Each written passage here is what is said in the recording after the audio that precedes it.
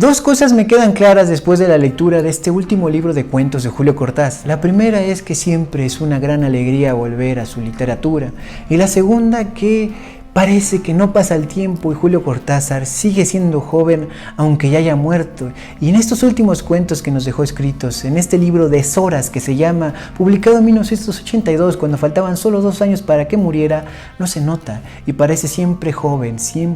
el gran Cronopio Julio Cortázar. Hola, ¿qué tal? Estás viendo Más o Menos Literatura y efectivamente quiero hablarte de este último libro de cuentos de Julio Cortázar, 8 historias, titulado Deshoras, publicado en 1982, un Julio Cortázar maduro, pero siempre fresco, siempre grande pibe, grande fuerte el pibe. Y pensando en estas ideas, es claro que tiene obsesiones Julio Cortázar, como todos los artistas, como todos los escritores y escritoras tienen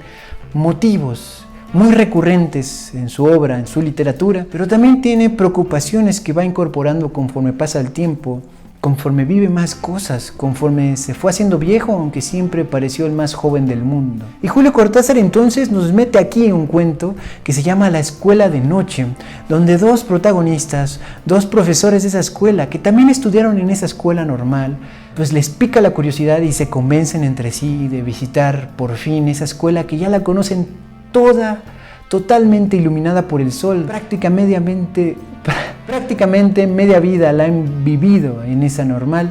pero quieren también visitar la escuela de noche, por eso el título. Y cuando llegan y lo descubren y se ponen de acuerdo y se brincan la barda y sucede que se meten hasta la sala de profesores, se dan cuenta de que no están solos. Y entonces, ¡boom!, tenemos aquí un cuento de Julio Cortázar sobre sectas. Y es algo que yo la verdad me esperaba muy poco, porque no tenía sospechas de que le hubiese interesado esas temáticas tan directamente, y menos con esa correlación entre educación, sectas, noche, día. Digo, estamos acostumbrados a que Julio Cortázar jugara con los dos planos de la realidad, que en realidad son la misma cosa, pero vista con otros ojos, otras maneras de entender el mundo, como siempre él lo hizo. Pero en este caso, el quiebre del misterio de una secta dentro de una escuela normal argentina retumba muy bien para descubrirlo en un Julio Cortázar precisamente siempre joven,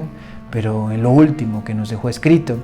Ese es el primer cuento que quiero rescatar. Son 8 cuentos, por cierto, que vienen incluidos en este libro, pero quiero rescatar por lo menos 3 más representativos para no hacernos muchas bolas y no hacerles más largo el cuento y se vayan después de este video a leer a Julio Cortázar. El segundo cuento que quiero destacar se llama Deshoras, el que le da título al libro. Y en este cuento tenemos al Cortázar que sabe traer a cuento a un protagonista adulto que recuerda su infancia. Recordar su infancia en este cuento significa ver y entender su primer enamoramiento tan duro con la hermana de uno de sus amigos, siendo ellos tan niños y ella ya siendo prácticamente una adolescente, ya entrando pues plenamente unos 5 años más que ellos en la vida. Y pues entendemos que este cuento se llama Deshoras, pero muy bien pudo haberse llamado El amor a destiempo, los enamoramientos a destiempo, porque estamos viendo que el protagonista recuerda su infancia y cuando recuerda su infancia, él ya deja de hablar de sí mismo en primera persona y habla en tercera. Tenemos ese estilo de Cortázar de brincar de una persona a la otra, porque el adulto habla con el yo, pero el niño es referido como alguien distinto. Es una tercera persona que ya no volverá a ser él, el adulto, pero que tiene recuerdos y nos lo cuenta. Se enamora de esta hermana de su amigo de la infancia y no entiende cómo es que solamente hasta estando pues los dos equivalentes, posibles de comunicación, de diálogo, se da de bruces, se da de golpe con la realidad de que el amor a veces es muy cruel, los enamoramientos, estos primeros enamoramientos no coinciden, aunque en el fondo sí estaban apuntando a lo mismo y era todo muy confuso, y la niñez, y el primer enamoramiento, y las batallas en el desierto de Julio Cortázar, que es otro gran ejemplo que te dejo por aquí mi video al respecto, y que tenemos a este Julio Cortázar que sabe agarrar a los adultos y volver a sacar a los niños que llevaban dentro en algún momento, con el amor a destiempo de por medio, muy cálido, por momentos muy divertido, a veces un poco desconcertante, dentro de lo entrañable, valga las redundancias que estoy diciendo. Y este es el segundo cuento, Deshoras o el amor a destiempo, los enamoramientos intempestivos de un niño que ya se volvió un adulto. Y el tercer cuento representativo de lo que viene en este libro de cuentos Deshoras de Julio Cortázar, para mí es el último. Diario para un cuento se titula, o yo podría ponerle, para que se entienda un poco la complicada idea de este último cuento, como subtítulo podría llevar la palabrería, más bien la frase, traduciendo el fracaso del amor. Tenemos aquí como protagonista a un traductor de oficio.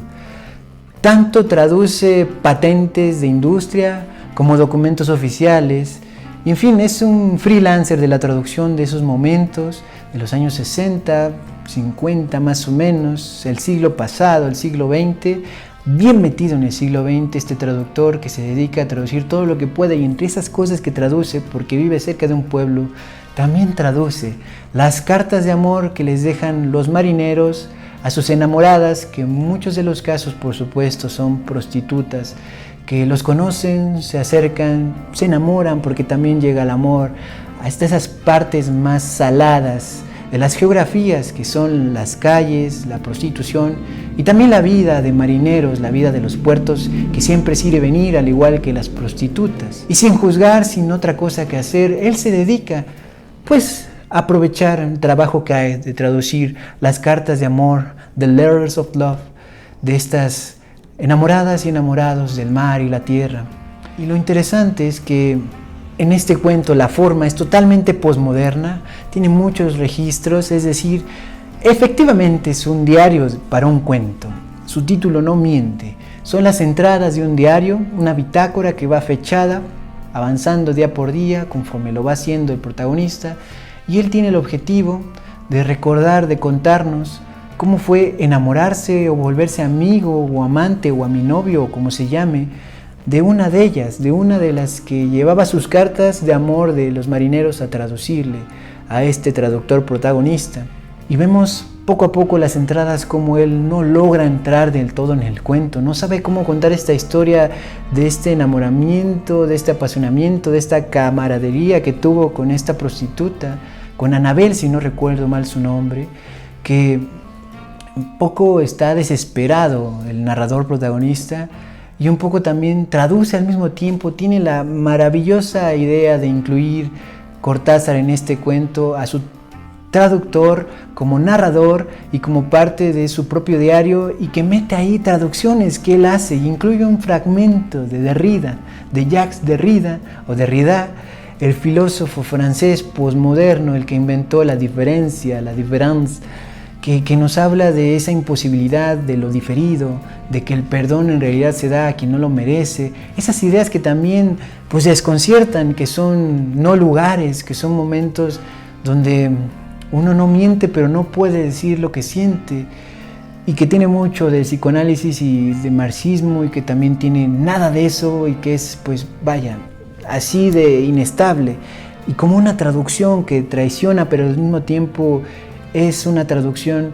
la lectura más profunda que se puede hacer de otro texto que alguien más dejó escrito, porque te clavas ahí semanas, días u horas muy intensas traduciendo fragmentos de texto de otra persona que muy probablemente nunca veas, conozcas ni platiques con ella, pero ahí estás metido en ese texto, y así está el protagonista, metidísimo en esa especie de no saber cómo traer de la realidad, de sus recuerdos, esta relación de camaradería, de estar y no estar con esta mujer, porque hay que decirlo también, el protagonista tiene aparte una vida, como le llama él,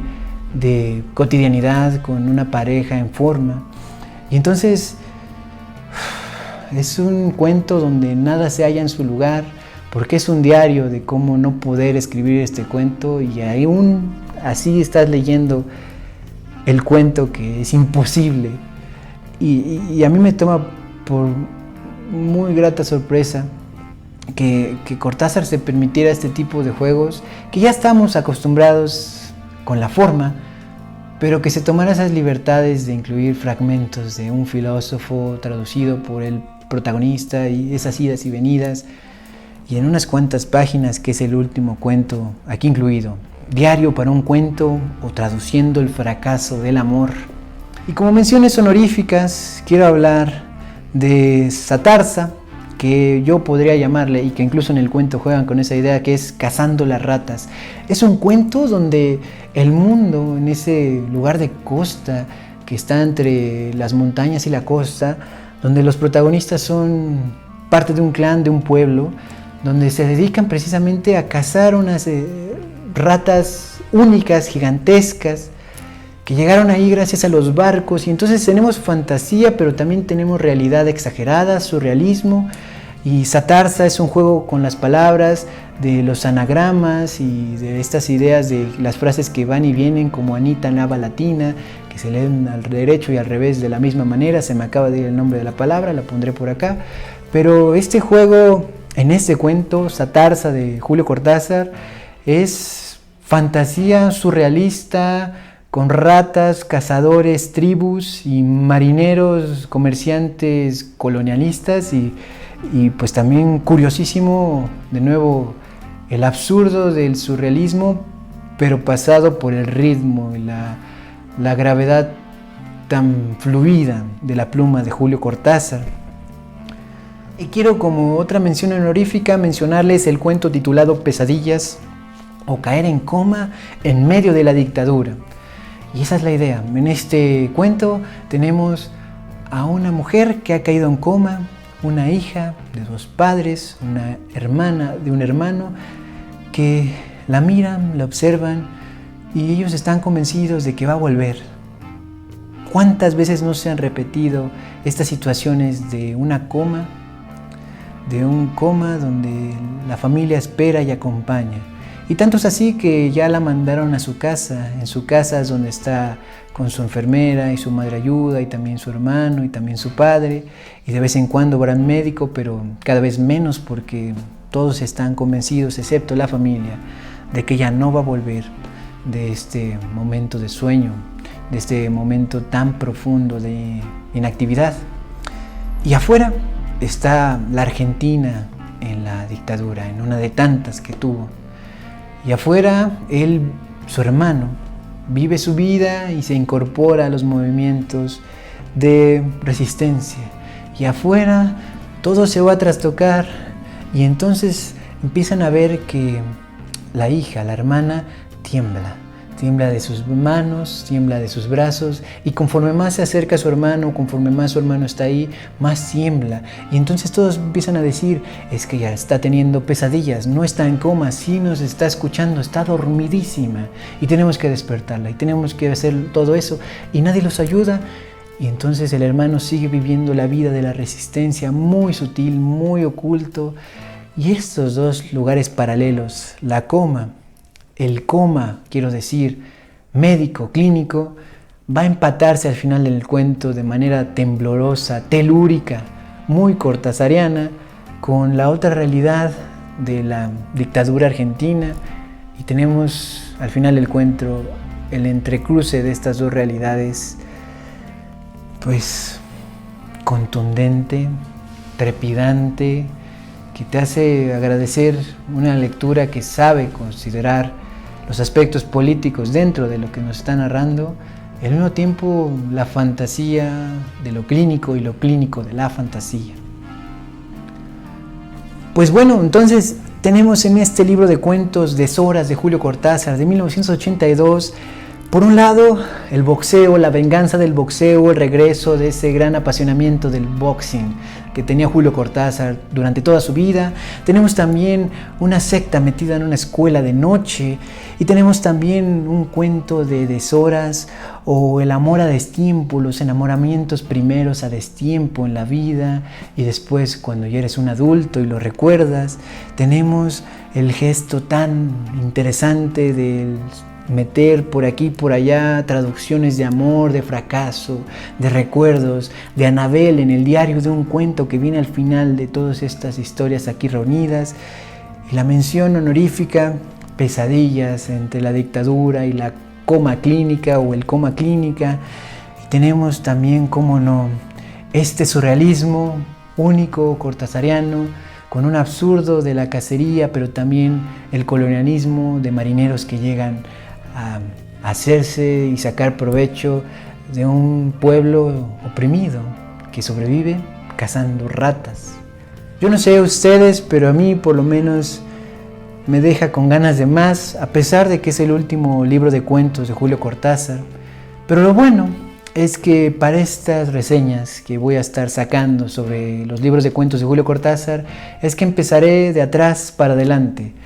Hoy y aquí han visto esta primera reseña, que en realidad es la reseña del último libro de cuentos de Julio Cortázar, efectivamente, y de ahí vamos hacia atrás hasta terminar llegando al primer libro de cuentos y repasar de nuevo, volvernos a sumergir